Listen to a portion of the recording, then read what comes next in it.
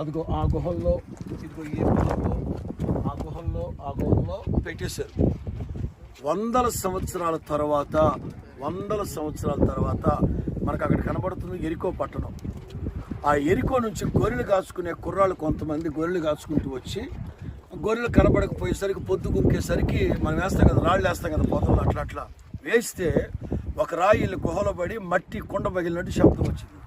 ఏమిటి కొండ పగిలిన శబ్దం వచ్చిందని వాడు చీకటి పడినా సరే నిదానంగా లోపల వచ్చింది.